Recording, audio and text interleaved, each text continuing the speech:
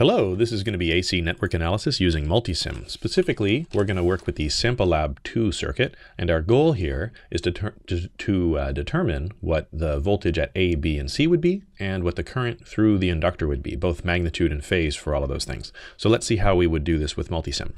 Laying out the circuit is pretty similar to how it was for DC circuits.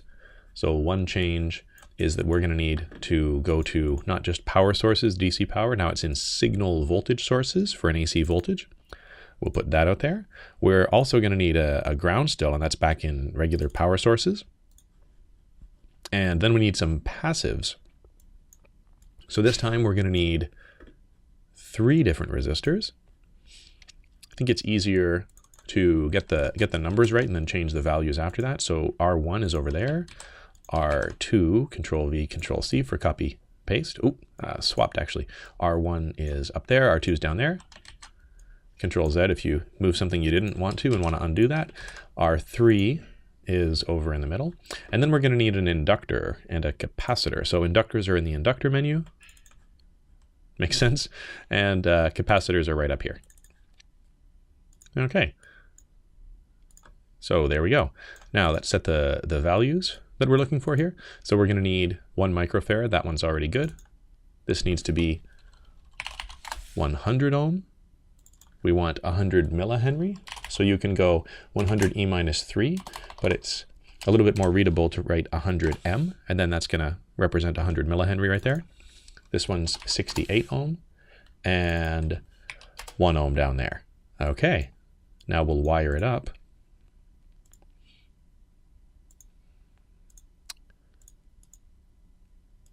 Maybe arrange the circuit a little bit nicer first. That looks good.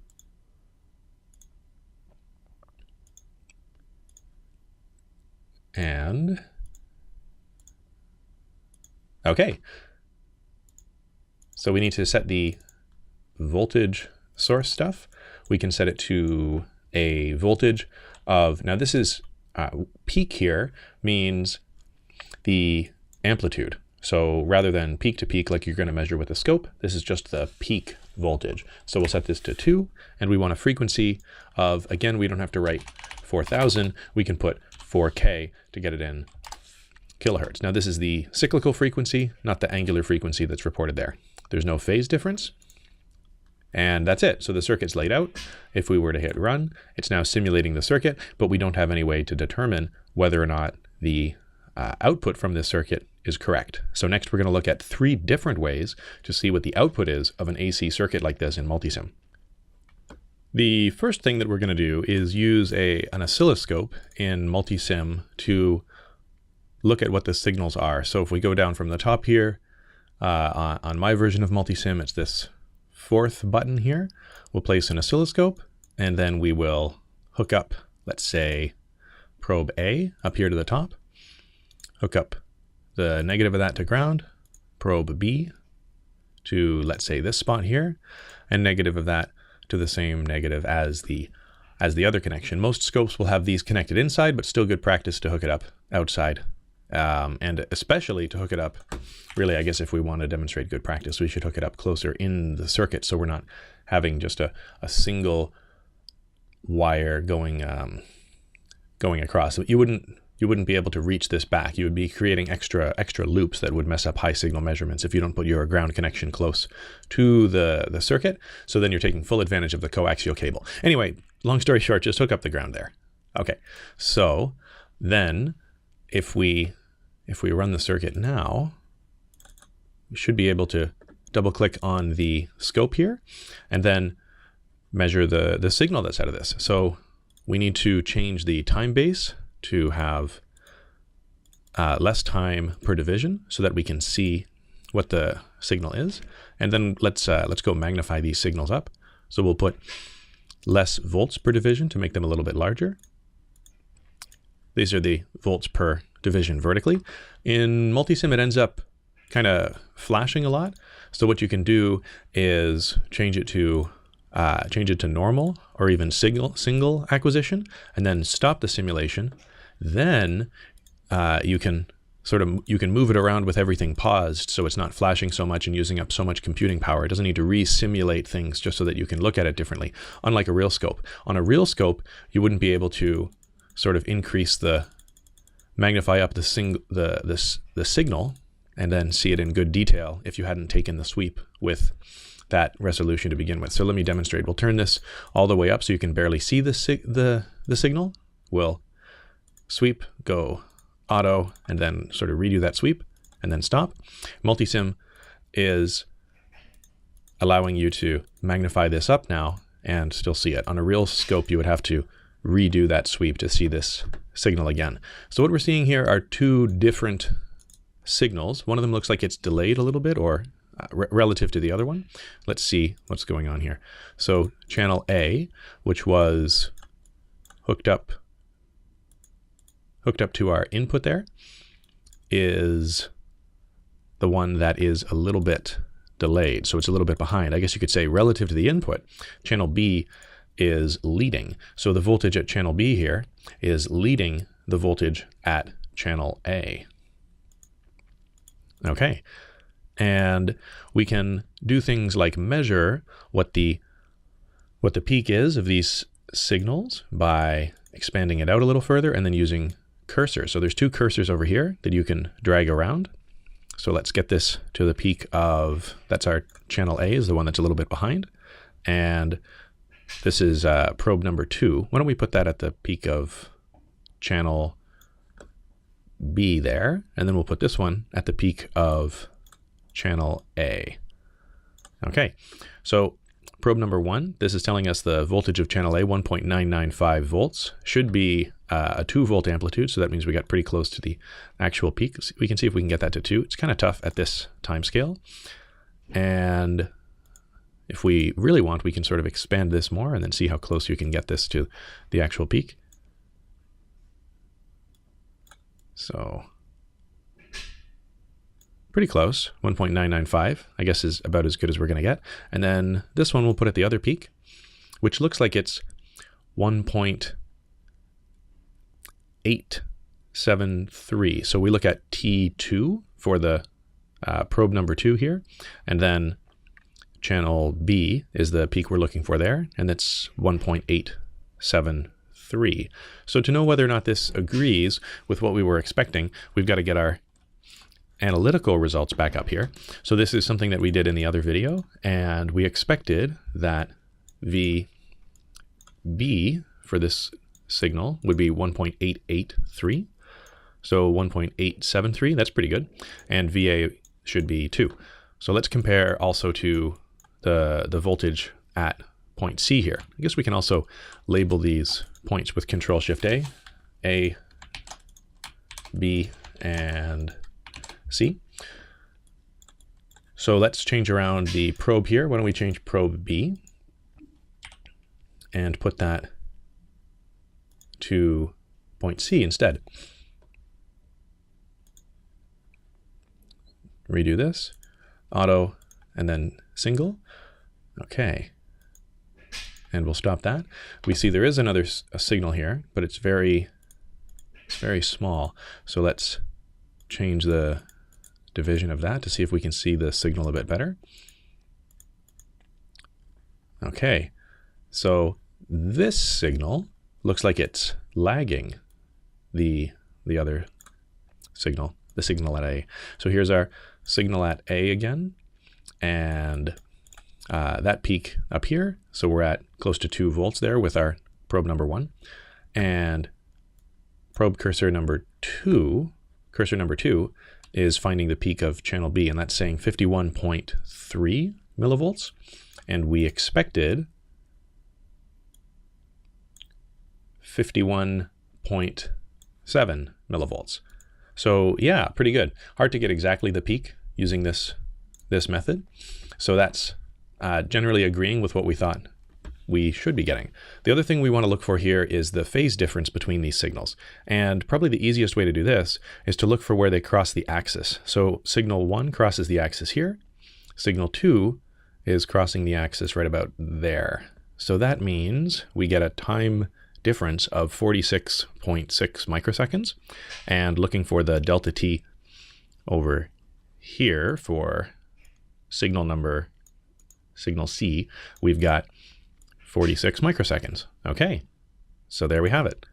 To do a current measurement, one way to do it is just do a voltage measurement across a resistor. So the scope will only measure voltages. So the current through the inductor we could get by actually the voltage at C and then divide by 69 ohms, the resistance of this path, to figure out what the current is going through this branch, which is the same as the current through the inductor. All right, so that's one way to measure AC signals with Multisim, is using this oscilloscope. There are two other extremes of ways that we're going to look at. So one way is great if you want to find out how to compare to your analytical quite easily. And the other way that we're going to look at is even better than using this oscilloscope if you want to prepare for your experience in the lab. So let's talk about the first of those, how to compare with analytical work quite easily. And that's to actually use a different analysis than the interactive analysis. So what we're going to do here is use what's called single frequency AC. With single frequency AC, what we'll do is first set up properties of each of the different nodes. So we're going to make the nodes here, this node, labeled A, and then label this one B. And we can label this one 2. So we'll click on it and press Control M this time. Maybe. Yeah, apparently Control M. Let's see. Does it work? No. Okay. So my hotkey's not behaving right now. But if we, might be because this is connected, I wonder. So we can double click. We can right click and say Control M. And we can press Control M enthusiastically to see if that works. Okay, well, maybe you'll have better luck than I will with that. So we're going to call this C anyway. And then what we'll do is go into our single frequency AC analysis and set up the frequency that we want to sweep at.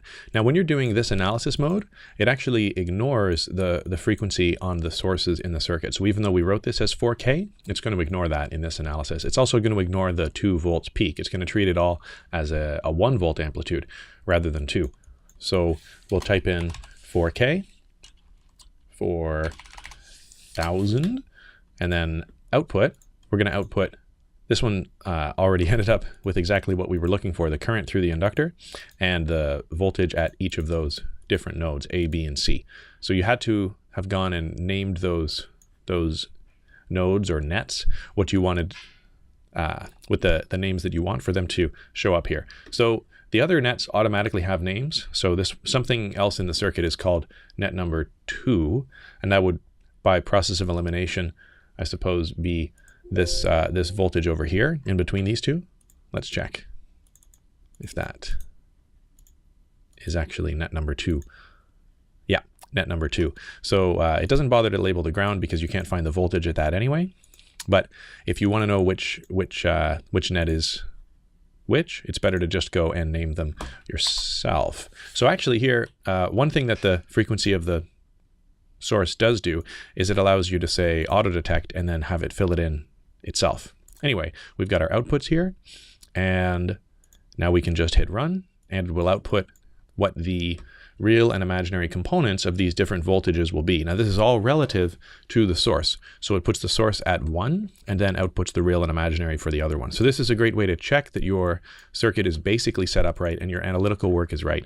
You will have to go and change the amplitude at the start of the analytical work, and then you can compare to the other one. So VB should be 0.873 volts or 873 milli in the real, and imaginary 353. And that's what we see over there too. Same deal for VC, 10.3 milli, that's that, and negative 23.68 for the imaginary. Then for the current, we expect 150 micro, that's what we get, and similarly for the imaginary, that's lining up at 343 micro. Okay, so that's how you do single frequency AC analysis, which is pretty convenient for comparing the results of your circuit here to the analytical work that you expected. So the third way, which is actually the best prep for the lab, is rather than using this oscilloscope or the AC analysis, single frequency AC analysis, is to use a simulated scope. So we're going to go back to interactive simulation, and rather than the scope at the top here, this oscilloscope, what we're going to do is pick an oscilloscope from further down the list. So they have a simulation of the kind of scope that we have in the lab, the Tektronix Oscilloscope right here. Now this is a 4-channel. We actually have a 2-channel in the lab, so slightly different version, but a lot of this works very similarly. So this, I think, is just a lot of fun here. Double click on the scope, and then you get an interface which actually looks like the front of a scope here. So we'll close that for now, and what we're going to do is hook up one probe to there, and a second probe to there. And this is all measured relative to ground. So now we'll double click on this and run, and we're not seeing any output. Well, that's because you've actually got to go and turn the scope on. So we'll click on the power. Alrighty, look at this thing. So we've got some triggering, just like a scope in the lab. You can auto set and see what happens. So it separated the signals out. Not so great for what we really wanted to do. So why don't we see if we can clear that, turn it off and on. Nope, doesn't care about the memory of that one. So this is a lot closer to using the actual scope. So first thing we're going to do is change the time division. We've got our triggering now. We're triggering to signal number 1. We can move these around by clicking and dragging that around. You can't click on the screen and move this. So this is really a simulator for how it's going to be in the lab. Click that, and now you may remember this is very similar to the kind of signals that we had earlier where the two were overlapping and delayed in time from A to B. Okay, so we can go to single sequence, so it gets an acquisition there, and then stop the program from running so that we can mess around with it a little bit more. We'll expand that out and try to do some measurements here. So now we can go on and use some of these scope measurements. So we'll go channel 1, type frequency, yep, and we can set that up. So 4 kilohertz, it measured that. Let's see, channel 1, we can also measure the peak to peak. So peak to peak is 4 volts, and that's double the peak. So that makes sense. For this one, we also, just like in the actual lab, it's good to output not just the magnitude, but really the peak-to-peak values. So instead of these absolute things, we're going to go 2 times the absolute value of those for the other voltages. So now what we're outputting here, if we again go back to 2 volts as the input, now what we're outputting are the peak-to-peak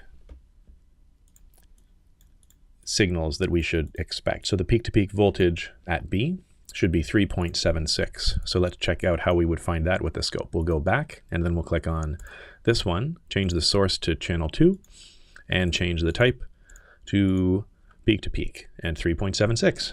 There we go, just like we expected from our analytical work. Okay, now we can find out what the difference is between these 2 signals by expanding them out, changing up the voltage of this to make it obvious where it's crossing the axis, and same thing for this one.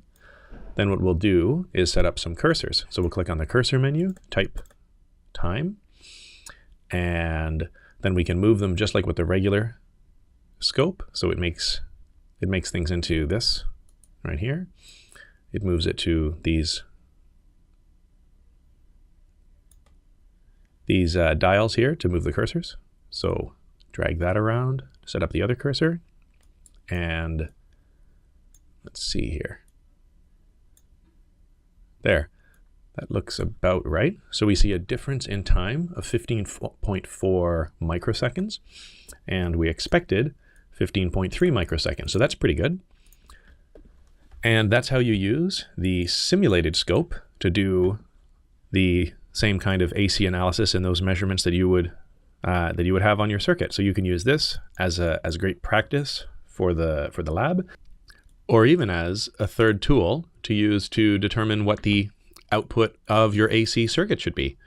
So I hope that was somehow useful and kind of fun. I hope you're having as much fun with this as I am, because this is a pretty great simulation tool.